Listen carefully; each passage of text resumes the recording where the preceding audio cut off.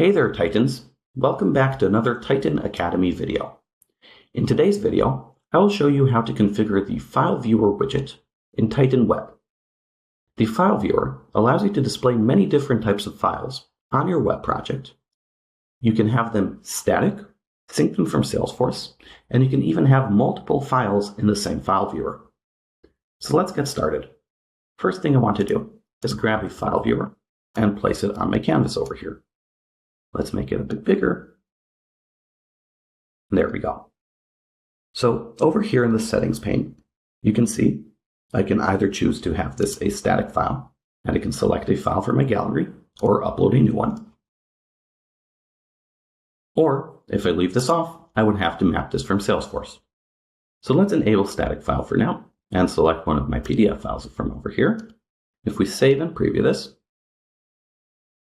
you can see my file is displayed on my web page, and I can scroll. Next, let's untick static file, and let's add a button to run a Salesforce action and map a file back into our project.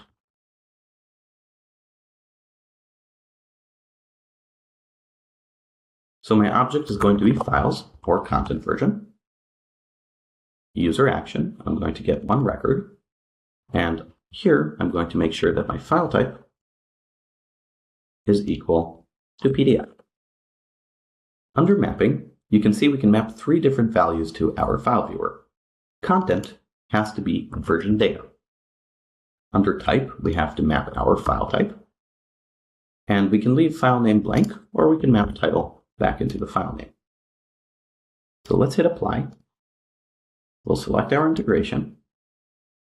And if we now save and preview our project, so you can see my file viewer is currently empty, but when we click on Get Files, the first PDF file in my Salesforce org will be loaded and we can view it right here. Now, as I mentioned, we can actually map multiple files back into here. So let's see how that works. Over here, under Object Settings, instead of getting the first record, we'll get up to 3 records. Now, if we save and preview, you'll see our file viewer is still empty. If we hit Get Files, we will now have the first file, the second file, and the third one. Let's see a more practical use for this. I'm going to create a second page here, and I'm going to place down a power table. My power table is going to be based off of files. I'm going to make sure we have the latest version of those files.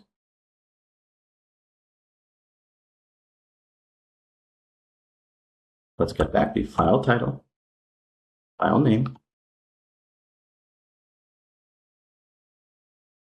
and finally, we'll add a button to view this file in a modal.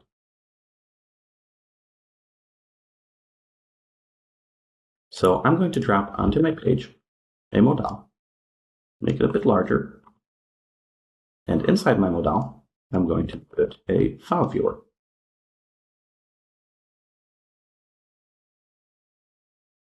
Now, I'm going to add a few variables to my page here. First one is type, and the second one is content version ID. Now, whenever we click our button in our power table, what I'm going to do is I'm going to set these two variables. So firstly, type. I'm going to set it from our power table type. And content version ID, I'm going to set from our power table value. Then I'm going to display my modal.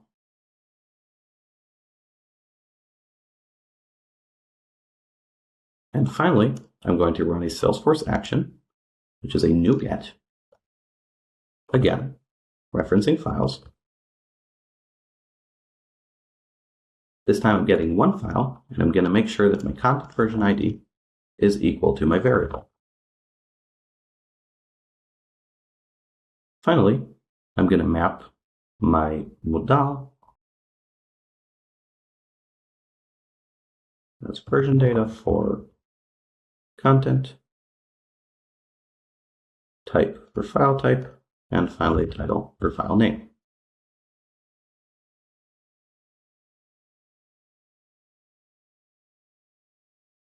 So now, if we save and preview this project,